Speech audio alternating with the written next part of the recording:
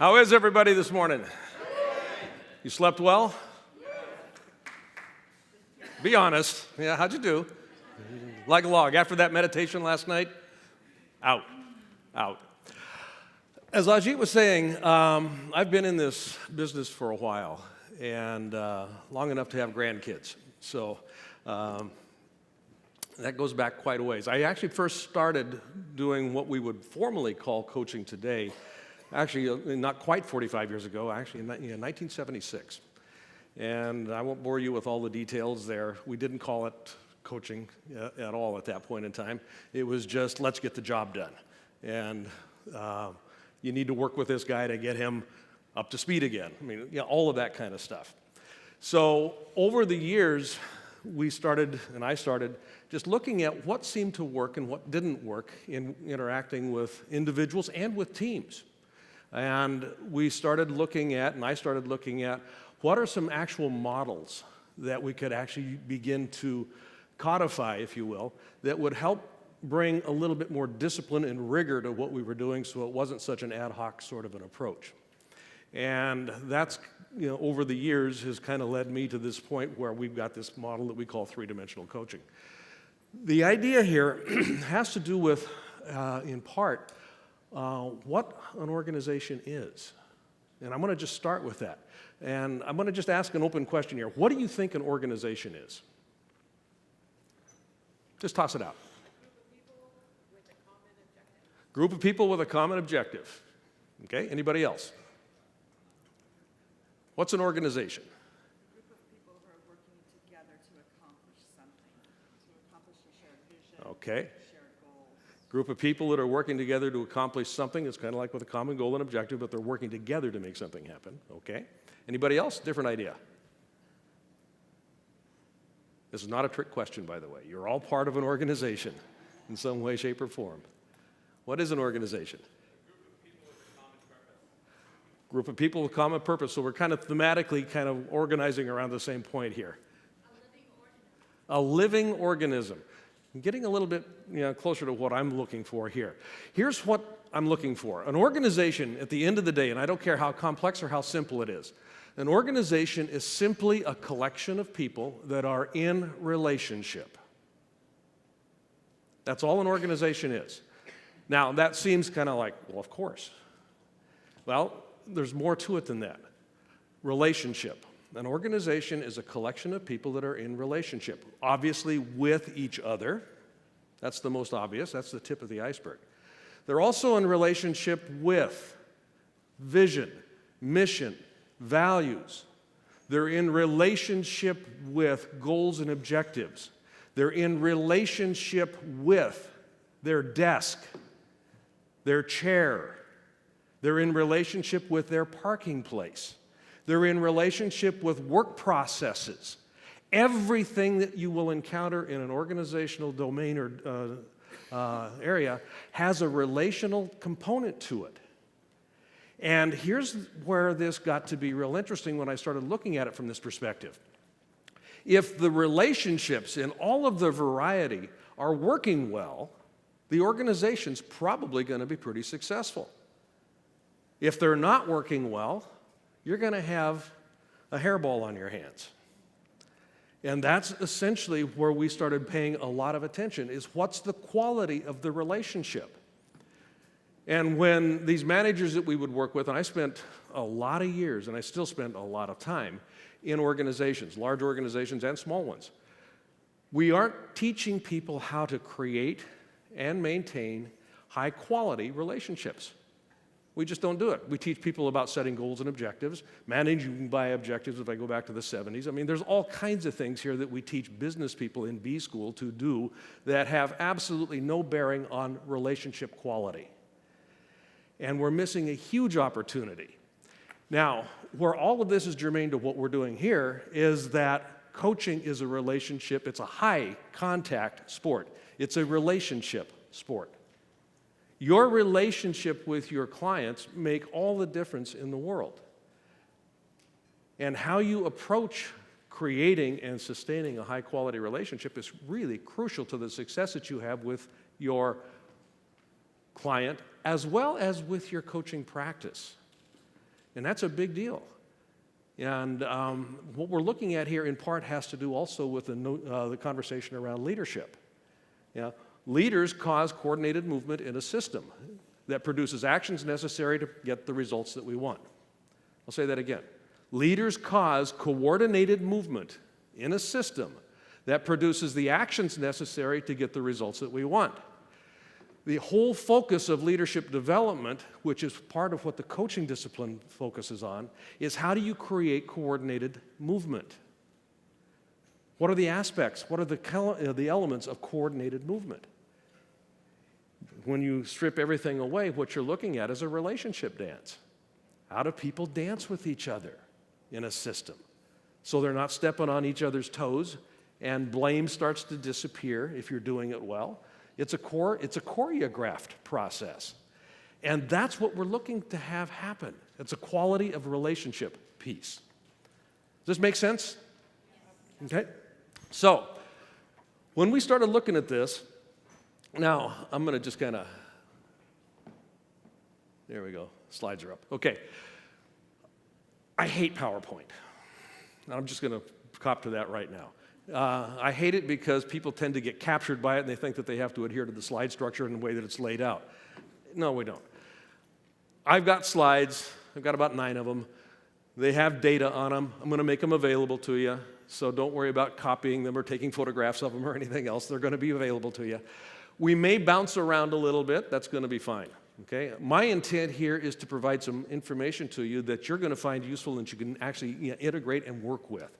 And if it's not on the slide, we're going to go down a side road, okay? And if it's on the slide, great, we'll talk about it, okay? But I don't want to be held hostage to a PowerPoint deck, and I don't want you to be held hostage either. So that being said, I'm going to show you this first slide.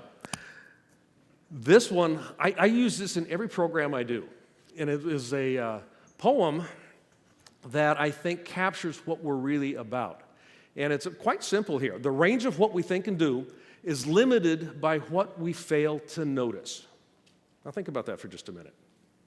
The range of what we think and do is limited by what we fail to notice. Awareness is what this is speaking about.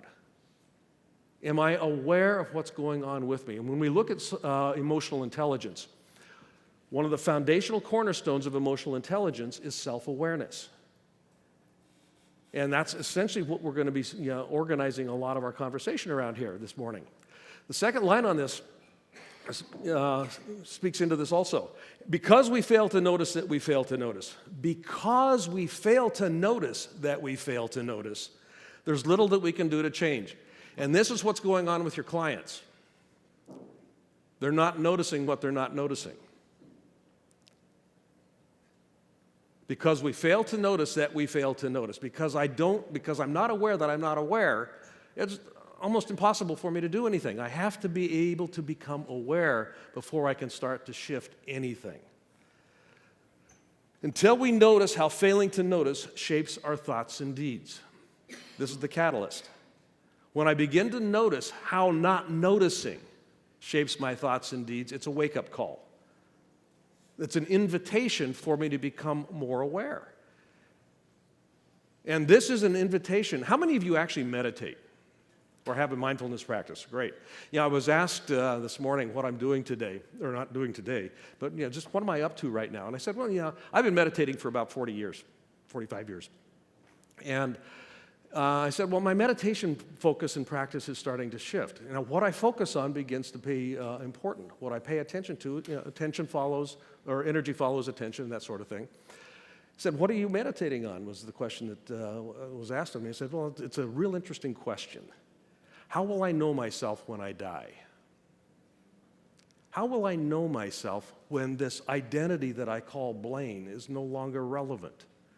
How will I know myself when I die? Now, there's a whole lot that's kind of nested in that question. And I imagine that I'm going to be meditating on that question for some time.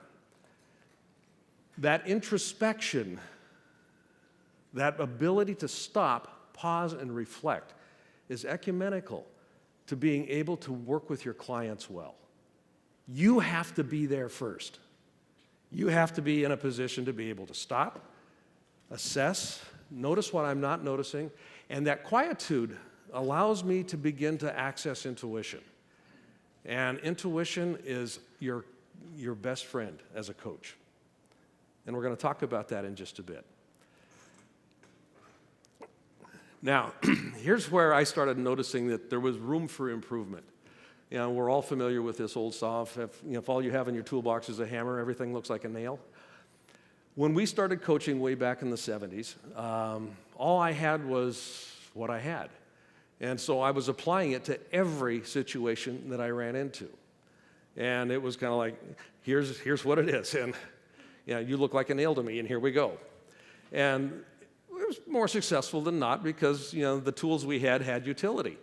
But as systems and organizations have gotten more complex, as our lives have become more complex, the tools that I were using back then did not work well.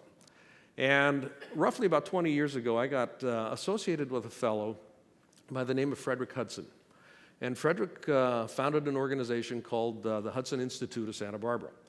And it was one of the first exposures I had to a formal codified way of approaching the coaching process. And he had a pretty interesting structure. And the Hudson Institute was one of the founding schools of the ICF. And there's a whole history there and all kinds of stuff. But Frederick was a true mentor to me and actually a really interesting teacher and a good friend. He died a couple of years ago. And I've had the really good fortune of working with some really interesting pioneers in the field. And I won't bore you with all the details and names. We can talk about that later. But there's some fascinating stuff that comes in that began to inform what models I was accessing in terms of how I approach the coaching process. So I'm going to give you today, in this time that we have here, an overview of this three-dimensional coaching model. And the intent, obviously, in an hour isn't that you become skilled in it. But what I want you to do is be able to have some awareness of what may be possible and let you know that coaching is a discipline. It's a rigorous discipline. And in order to be highly effective, you have to pay attention. And you have to be willing to devote the time and energy to develop the skill sets that are going to serve you and your clients long term. It's not an accidental process. It's not a drive-by process. And that's an important realization, I think, to actually integrate and work well with. So this model has three components to it, and I'm going to actually use it in reference to something that I've discovered a long time ago. When somebody walks in a room, the story of who they are walks in the room before them. Now think about that for just a moment.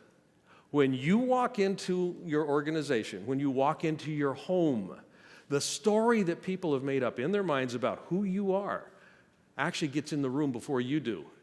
And guess what people are interacting with? Their story. Yeah, they're interacting with the story of you. And that gets to be a real interesting dynamic. How many of you ever seen The Apprentice? Okay, okay. And I'm not going to go into a Donald Trump thing here.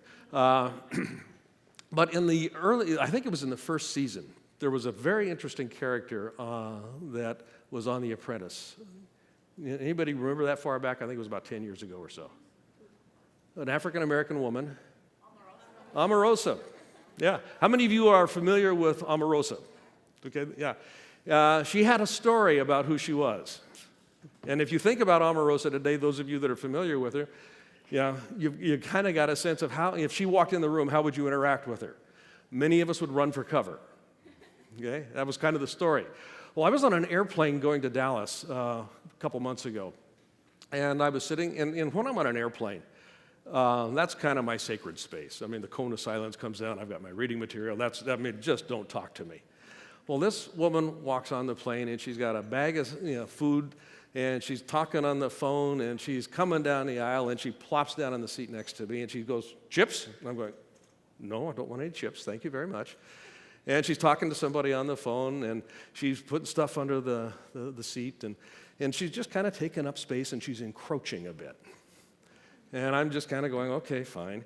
And she goes, "Chips?" I'm going, "No, I really don't want any chips. Thank you very much for offering, though." But there's something about her there's something that's just fascinating to me about her, and I really noticed it. It was kind of like I'm drawn to turn towards her. And I started a conversation with her, and I didn't have a clue who she was. And I've already kind of given the punchline away here. But the flight from LA to Dallas was one of the most enjoyable flights I've had in a long time. And I did not know who she was at that point. And I'm talking to her, and I'm finding out a little bit more about her, finding out a little bit more about what she's up to. I said, "Where are you going?" And she's going, "Well, I'm connecting in Dallas, and I'm on my way to Baton Rouge." I'm going, "Wow, that's interesting. What are you going to be doing there?" She said, "Well, I'm going to be preaching. I'm a minister." I'm going, "Really? That's interesting." And said, "Then where are you going to be going after that?" And she says, "Well, I'm not going to be coming back to LA. I'm going to be going up to New York." "Well, you're going to be preaching up there?" She says, "No, I work with the Donald Trump campaign." And I went, "Really?"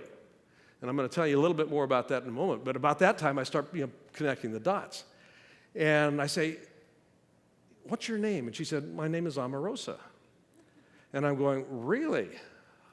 The things click, and I'm kind of going, "Well, I've heard some stories about you." And she rolled her eyes, and she said, "Yeah." And I said, "Let me ask you a question. How often does your story get in the way of you being effective?" And she just stopped dead in her tracks. And I said, "Yeah, that's what I thought.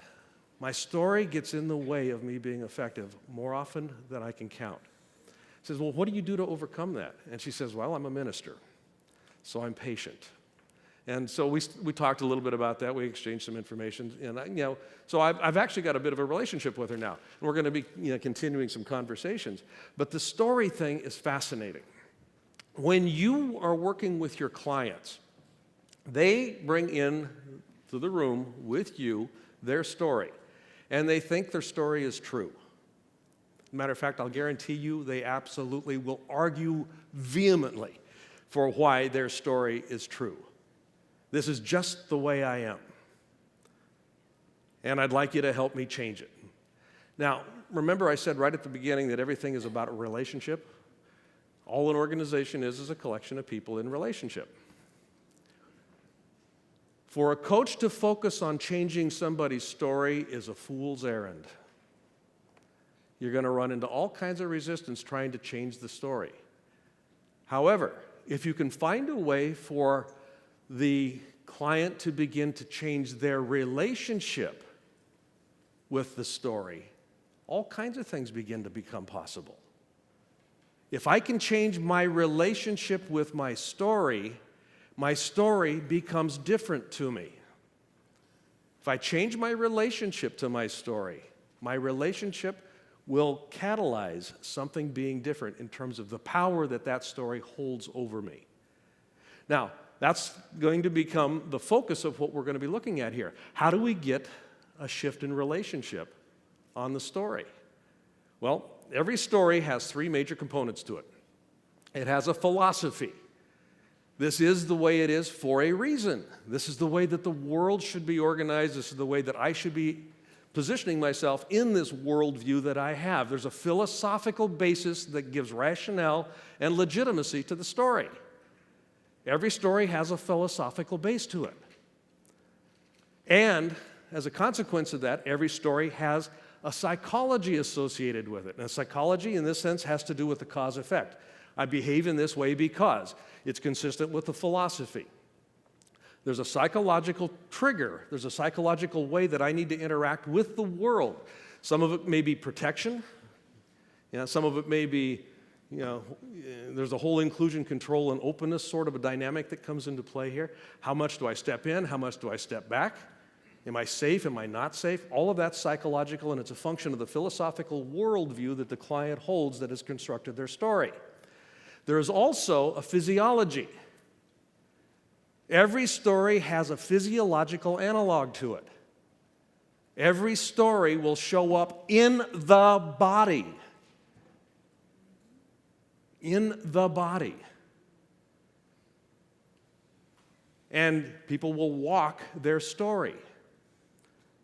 If you want a fascinating assignment this afternoon at lunch, or this evening at dinner when you're kind of out on your own, sit for a moment, say 10, 15 minutes, and just watch people walk. And notice the story that their walk what story is created in your mind about what they're up to, based simply on what you're noticing about how they walk. There's a story that gets created. Some people they live in the future. Some people just kind of, the past, I'm settling in the past. And you can make up all kinds of stuff based simply on what you're noticing, and the story will precede the individual. That make sense? Yeah. Okay? Real quick, turn to a partner and just tell them what I just told you.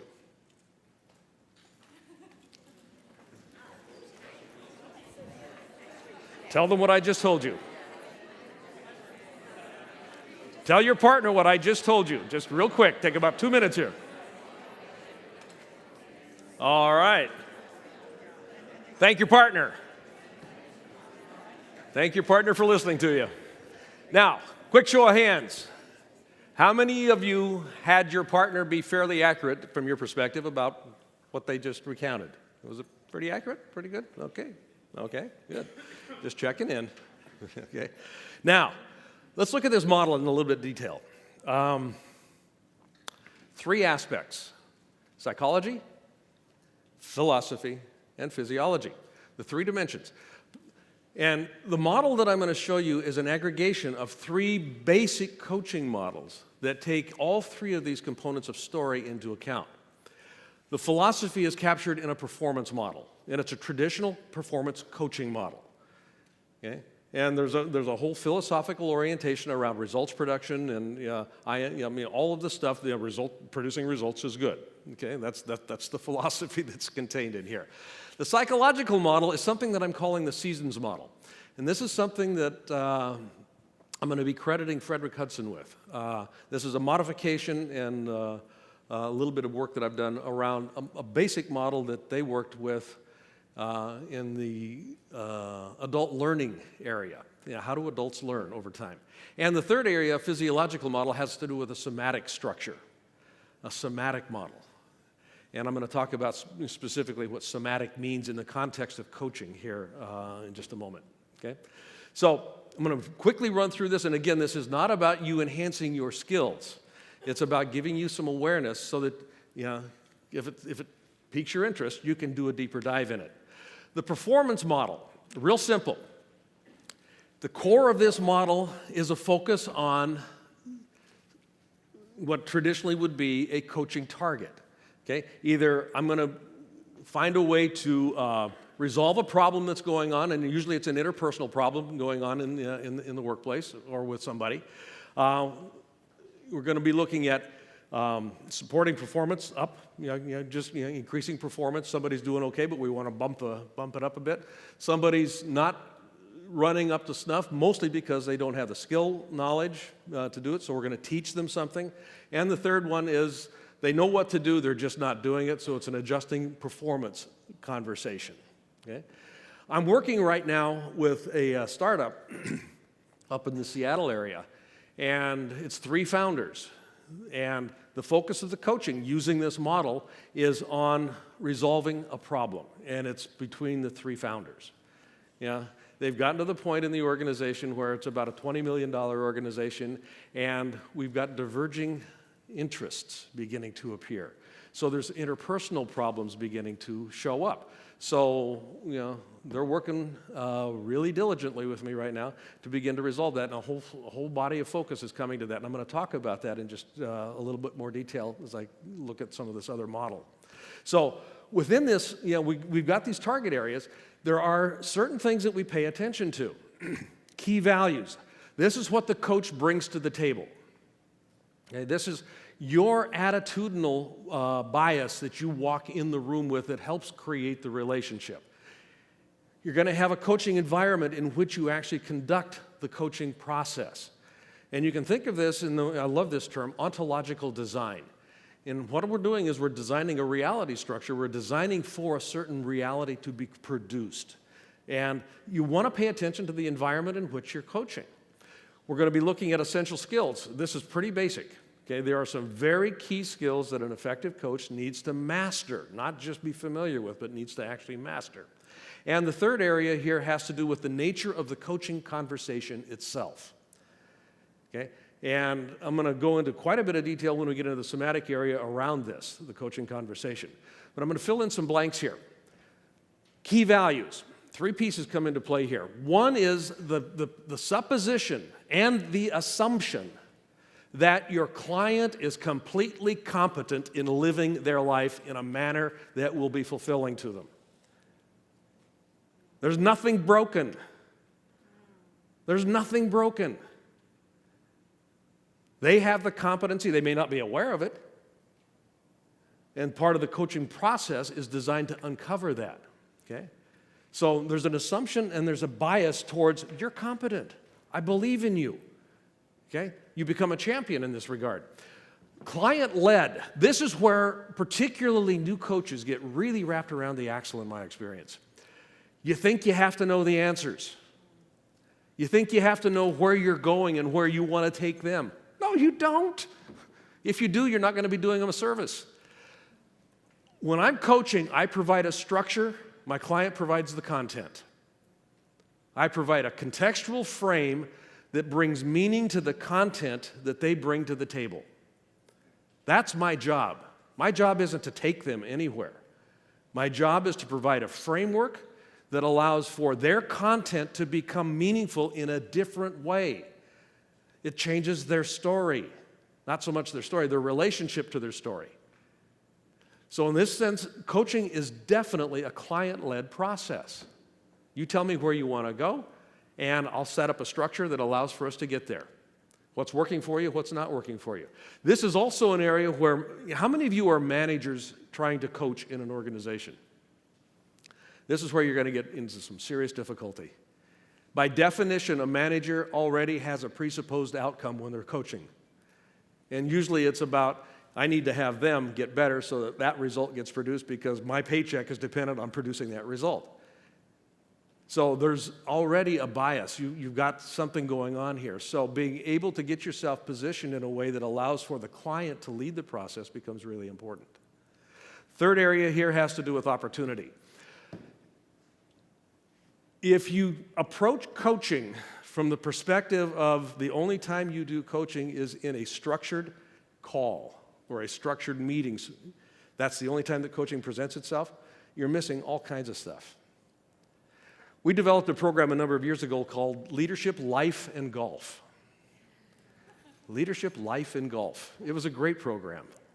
And this was triggered off of something that Arnold Palmer said years ago, that he could tell more about somebody by spending 18 holes with them than he could by spending 4 years with them.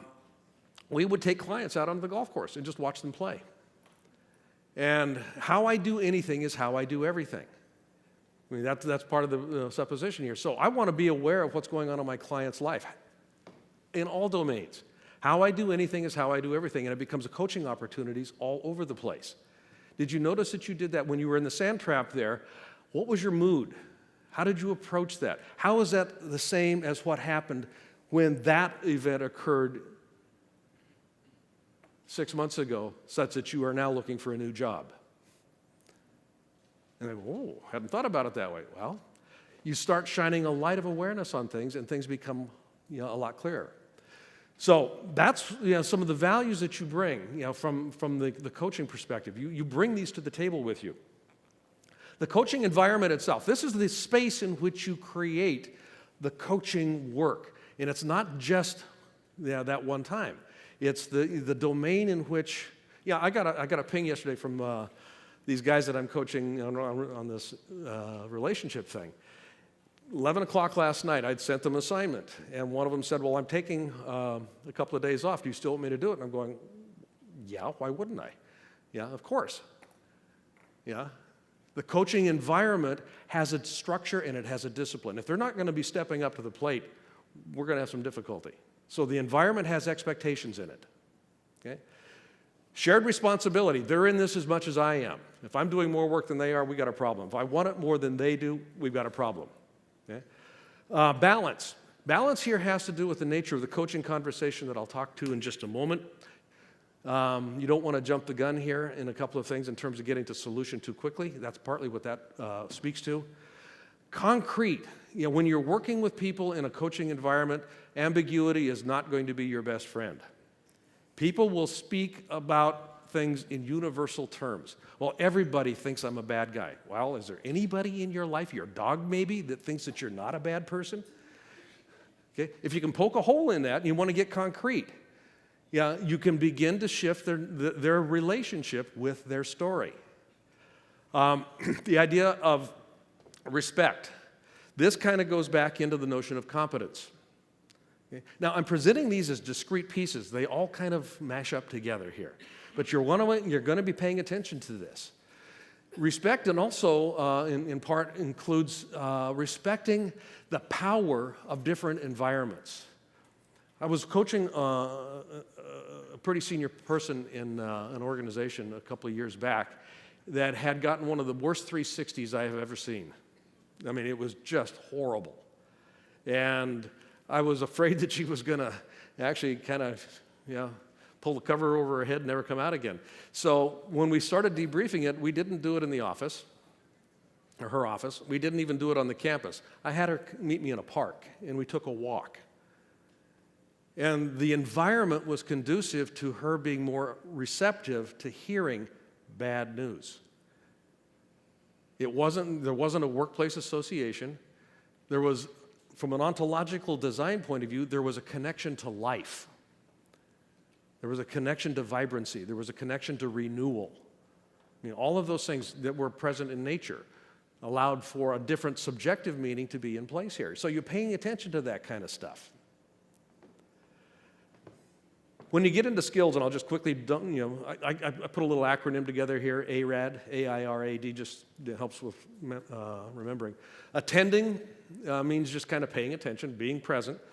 Inquiring questions. The kinds of questions you ask make a big difference. Questions serve two purposes, as far as I can tell. They obviously gather information, but they also point people in directions. When you ask a question, people will go scampering off in a direction to find an answer. You want to ask questions, you want to have questions structured that will send people seeking answers in a certain direction, that is going to be generative, that's going to be different than what they would typically go look for. So you want to craft high-quality questions. Most people are accidental in their communication process. This is requiring some rigor. Reflection. I introduce a meditation practice to every client that I work with. Every client. And part of it has to do with just quieting them down. And I may not call it meditation. Particularly, this was early on before meditation really started kind of being an option. I would call it a sustainability practice. Okay? Because a lot of people wanted to, particularly the executives I was working with, wanted to be more sustainably successful. I want to crack the secret code here. So I said, great, let's practice being sustainable. I'd like you to meditate. You're going, well, what's that have to do with it? Well, I'll guarantee you your monkey mind is going to be going all over the place, so you want to be able to practice coming back. You want to keep, I got to start over. Sustainable success, in the way we define it, is developing the capacity to continuously start over. What better practice than meditation? So we put it in the context of, here's a practice and continuously starting over. You're going to develop some muscle in this. They go, oh, I can do that. And so we'd start them out at 5 minutes, and then we kind of graduated. Never got more than about 10 or 15 minutes. I didn't want them taking a long time. I wanted them to practice. Okay? It changes the nature of the story, changes the relationship to the story. Affirming, you're doing a great job here. You do this all the time. And the discipline. The discipline here, again, has to do with this coaching conversation. Being able to hold the conversation in abeyance until you get to the appropriate point where you can actually move it someplace else. The coaching conversation has two basic components to it. I'm exploring, and my client is exploring. the presenting problem is almost never the problem we end up working with. Almost never. So I want to take time to explore what's going on here. The questions that I ask, the ways that I watch, the things that I suggest, and I'm going, did you notice that happened when this occurred? What's the patterns that I begin to see emerging? Shining awareness on the patterns so that the client can see it. All of this is part of exploration, and at some point it'll become obvious about, why don't we start focusing on this? And then we can start targeting some strategies for what next. And this is where Vishen talked yesterday about the difference between means goals and end goals. Most often what you'll have is clients coming in with means goals in mind. And what you want to be able to transition them to is the end goals. For the sake of what? What would this make possible if? How would you get to be if this occurred that you don't get to be because this isn't occurring? I mean, those are end goals, and what difference will that make for you? So having that kind of a conversational option is something that you want to be willing to step into, but you don't want to jump into it too early. Okay? Does this make sense? Okay. So this is the performance model. Now, I'm presenting it as a discrete model, but it's really imbued with a couple of other things here that I think are fascinating. This is just my own bias. This seasons model. Most of us learn about being successful in life in a very specific way, and it looks like a straight line trajectory. When I graduate from high school, then I get into the right school. Then I get the right degree. Then I get the right internship, perhaps. Then, and out here is life success. All I have to do is keep myself on the line. Now, how many of you have ever fallen off the line? This is a crazy model. It's an absolutely stupid model. And it's a model that carries with it a lot of story. There's expectations, it's societal, it's generational, it is cultural. I mean, we judge people based on, and I say we very generically here, where they are on this line. How much money do you have? What salary do you have? I need to get the right car. A Ford Pinto may be appropriate here, but I am tracking for a Tesla up here. And when I get that Tesla, it's all bullshit. It's all bullshit. It doesn't work that way. Here's how life works. Life is it's a seasonal process. It's a circle. Life is not a straight line. Life is a circle.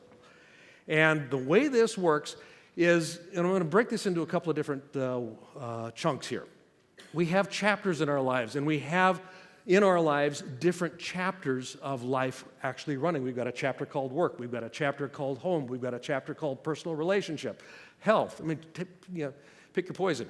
There's a lot of different things here, all of which we're trying to be successful in. And when things are working well, just pick one domain right now. Just say at work. When it's working well, you're cooking with gas. I mean, it is just cool. Life is good. You can't wait to get out of bed in the morning. It's juicy. It smells good. It tastes good. It feels good. You hear stuff, and it's kind of like, God, they love me here. I can't wait. All of that stuff. It's seasonally, it's like summer. The experience is full. It's rich. I feel alive in my skin. I feel valuable. I feel valued. All of that stuff is coming into play here. And life is just humming. And at some point, now how many of you have ever had this little voice that go off in your head that goes, this can't last forever? You ever hear that? What happens there, at that nexus point, you move into something that we're calling autumn. Autumn is where you start noticing the first tinge of color coming into the evergreen trees. And it's kind of like, summer's just going to start moving away from us here. Things start to seem just a little bit out of sync. And maybe a half step slower.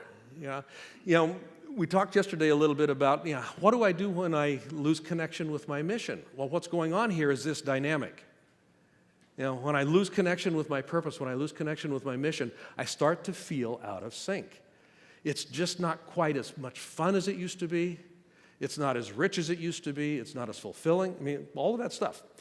It happens in all domains of my life, and it usually doesn't happen simultaneously in the same way.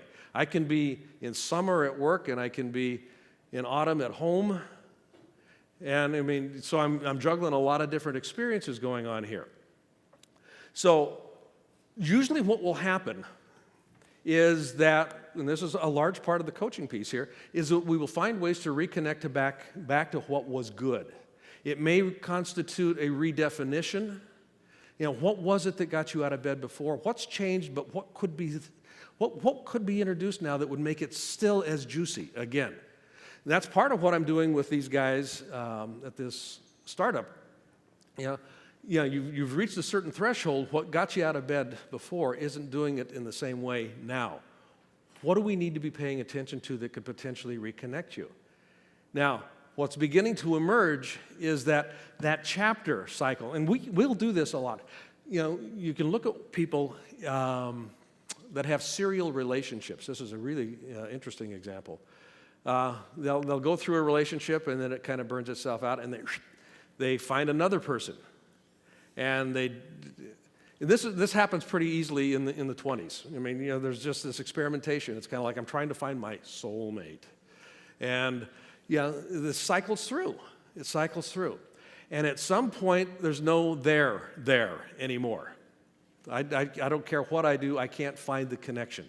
And at that point in time, a transition's in play. And a transition looks like and feels like winter. I lost. I don't know what the hell I'm doing. What's it all about, Alfie? I mean, all of that stuff comes into play here. It's depressing, it's sad, it's dark. I just want to pull the cover over my heads, or heads, plural. I mean, it just doesn't work anymore. And I really don't know what to do or where to go. Coaching in this area requires a very focused conversation around what needs to fundamentally change in order for things to begin to be different in a way that's going to be positive for you. Now, this is done within the context of the performance model, but it's a seasonal conversation. Okay?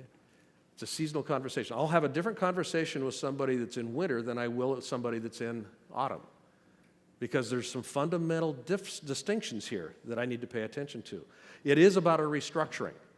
It's about a repurposing. It's about finding something new. And at some point, they'll start coming out of the hole, and they'll start being interested in looking at different things. It's kind of like, well, that might be interesting. Let me go explore that for a while. A lot of dead ends crop up here. Working with somebody that's in the springtime can be crazy making because they don't seem grounded. They're running all over the place. And that's a natural part of this cycle. And at some point, something will resonate, and they will go, that's it. And they pop back up into summer again. Now, you do this in the context of the performance model. Anybody that you're working with, they are going to be somewhere on this model. You're going to have a target that you're paying attention to from a performance aspect, but there's a seasonality to it.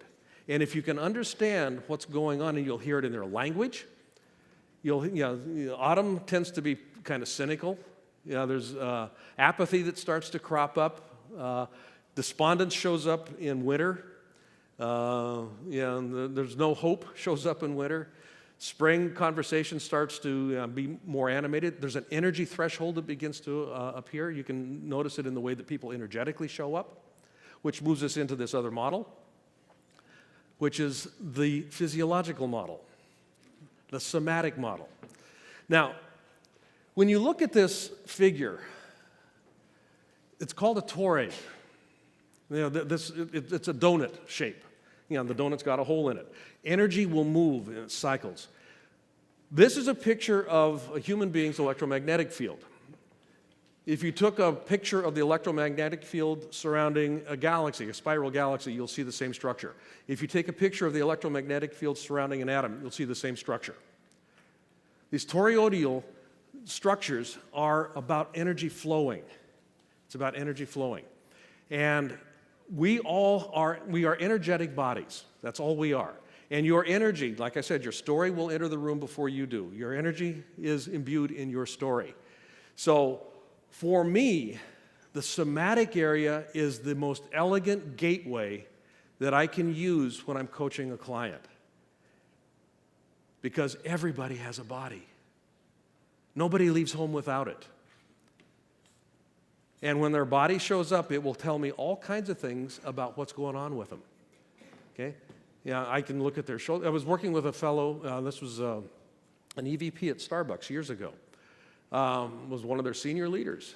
And this guy, this was his stance. He wasn't getting respect in the boardroom. He wasn't getting what he thought he deserved. And a lot of it had to do, not so much with his intellect. This guy was sharp as a tack. Well, Marissa last night talked about, I'm not good enough. I'm not good enough shows up in the body. And that's what this was about. This rounding, this diminution, this shrinking of size.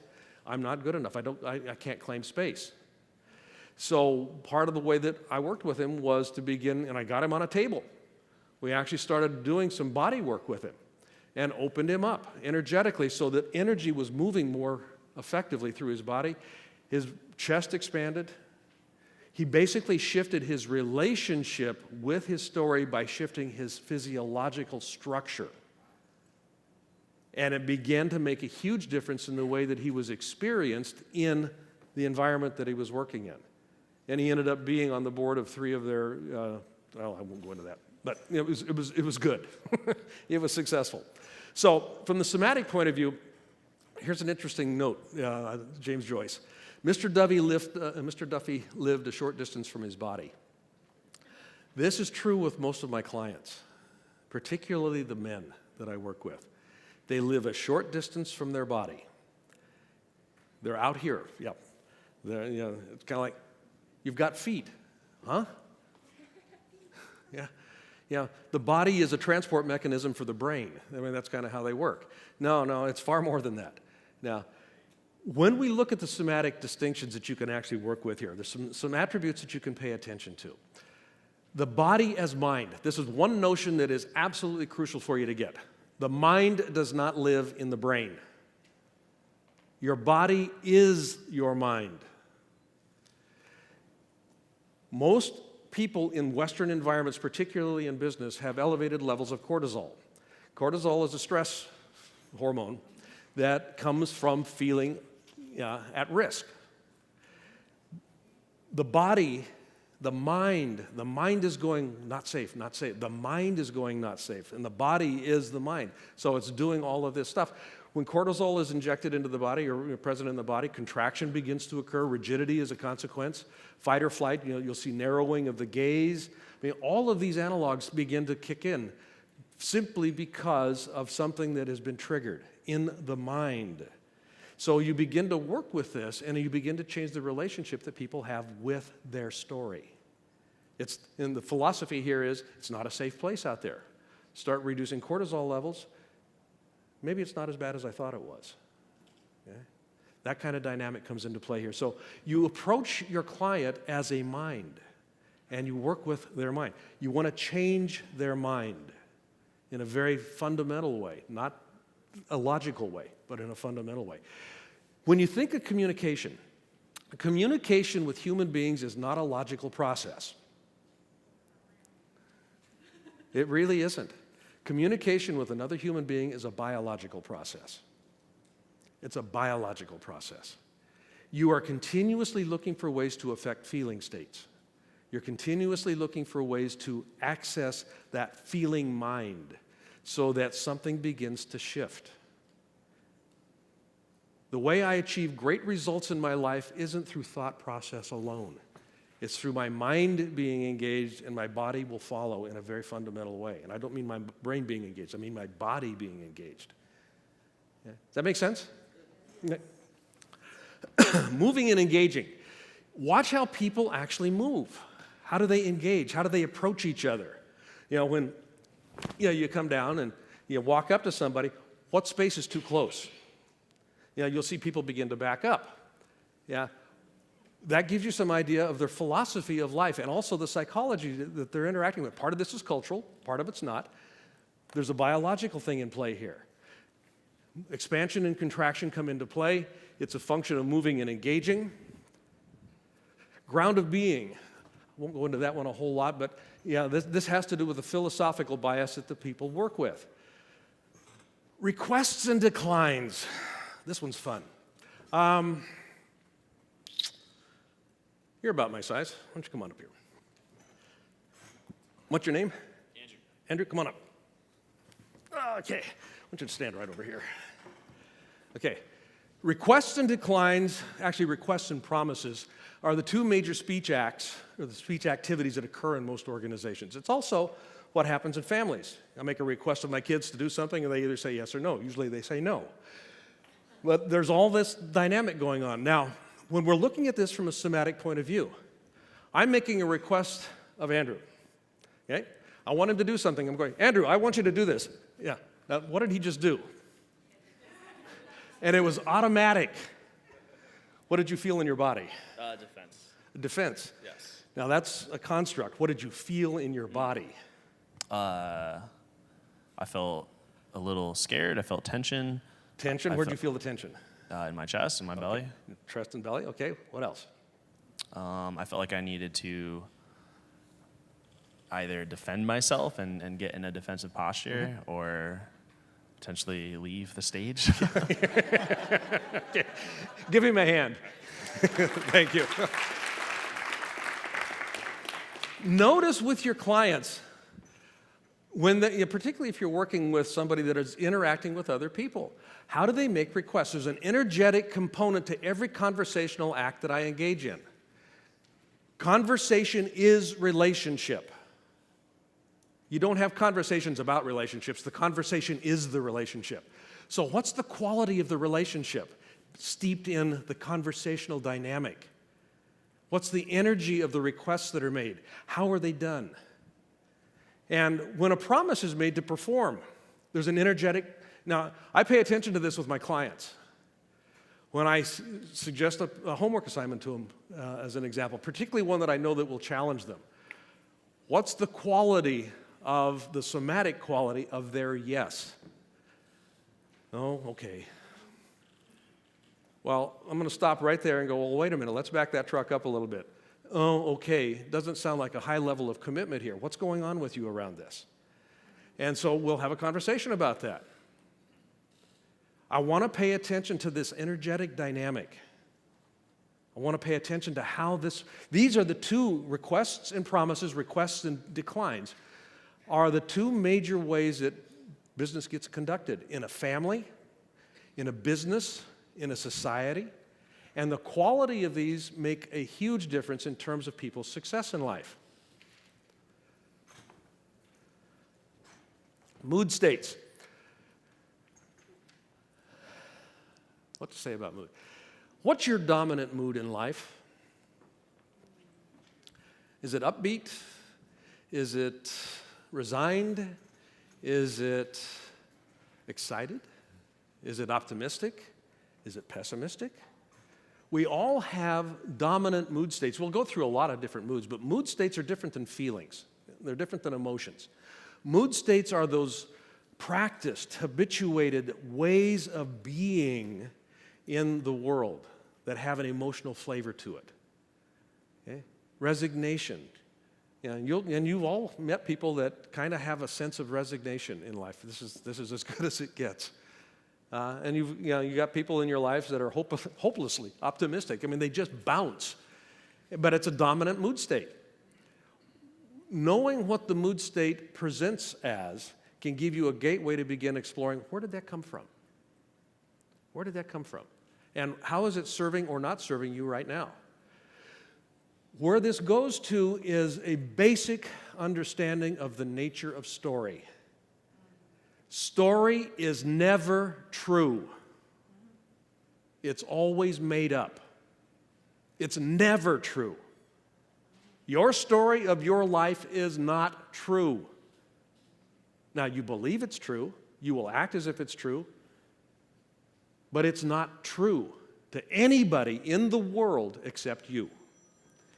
And if you can begin to shift your relationship with that story, have it become less viable in some ways, all kinds of possibilities open up. All kinds of possibilities open up. I was in a program last week, 2 weeks ago.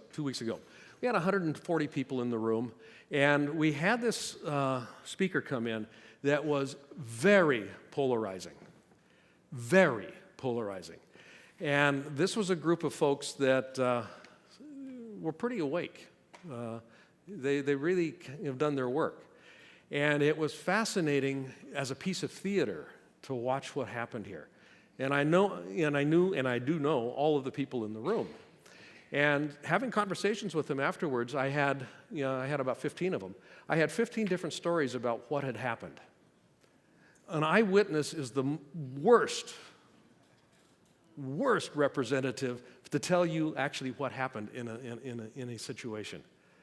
And most of us are eyewitnesses to our own lives, and we've got all kinds of meanings making up about it that aren't going to hold water any longer. Contraction and expansion, we won't go into a lot of detail about that, but you can watch just kind of how people contract and expand in terms of their, when you make an assignment, when you give a homework assignment, notice what happens. You can get really subtle with this stuff. I mean, you'll notice dilation in eyes. You'll notice muscles around the eyes beginning to shift a little bit. I mean, there's all kinds of things that you can pay attention to with this. Okay. Does this make sense? Okay. So, when you look at this and you take the full model, you've got a seasonal structure. It's not a straight line process. You lay on top of that this performance model and you put it in the context of a somatic field. And then you've got a very robust model that you can actually work with. It gives you some very interesting places to go. One hammer isn't in all that you have in the toolkit any longer. You've got a lot of different things that you can actually work with. Now, all of this being said, when you're working with this, you think, at least most of the coaches that I've trained, and I've developed training programs all over the world, most coaches begin the process of coaching thinking that they're having coaching conversations with their clients. You're not having a coaching conversation, ladies and gentlemen. You are the coaching conversation. You have to get that. You are the coaching conversation. How you show up makes a huge difference in the quality of that relationship. You have to literally live this process. You have to have it inside you. And if you can bring that to the table, you're going to be in pretty good shape. I mean, I've got clients all over the world, and my daily rate, my monthly rate's about $15,000 a month, depending on who we're working with. You get skilled at this, and you bring value to the table. You bring value. Ajit was talking about if I'm successful here, what's the shift in the bottom line? Well, we're going to add $1 million to the bottom line. $15,000 a month, that's $180,000 a year. Is that worth $1 million to you? If you pay me $180,000, I'll give you $1 million. And I promise to live as a coaching conversation while we're interacting with each other. That's a big deal. That's a big deal. It works. So when you look at this, we've got this three-dimensional coaching model. And there's one more thing that I want to leave you with here. This is Steve Jobs. Okay, one more thing. I've just finished writing a new book, and I want to mention it in the context of this coaching. Business is the most pervasive force on the planet today. There is nothing on this planet that escapes the consequence of business's activities. And I don't care if you're an oyster up in the Puget Sound, your shell is being compromised by acidification of the ocean, which is a direct consequence of the CO2 that's being spewed into the environment. And this isn't a rant about global warming or anything else here. This is just an awareness about business is the most pervasive and influential force on the planet today. And business has a moral imperative to take responsibility for the whole. not just to take responsibility for its business, but to take responsibility for the whole. This is what coaching makes possible, is that kind of an awareness. When you're working with your clients, the invitation in part is to wake up to the consequences of your actions. You know, we are living in a highly interconnected environment. And this new book that I just wrote, is called Compassionate Capitalism, A Journey to the Soul of Business. Everybody has a soul. Business has a soul. Every exterior has an interior. Every exterior has an interior. We want to be able to access that interior.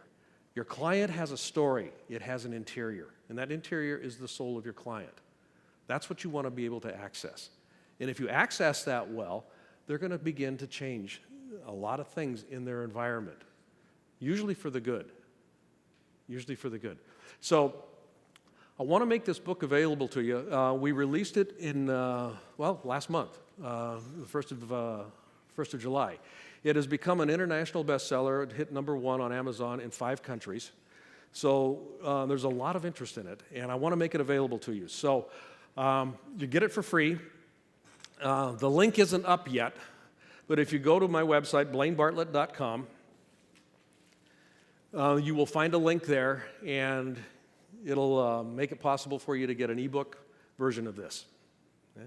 Compassionate Capitalism, A Journey to the Soul of Business. So that brings us to a close, and I think I'm right on time. I'm about 20 seconds over. Okay, so I want to thank you all, and I hope this was useful. Thank you.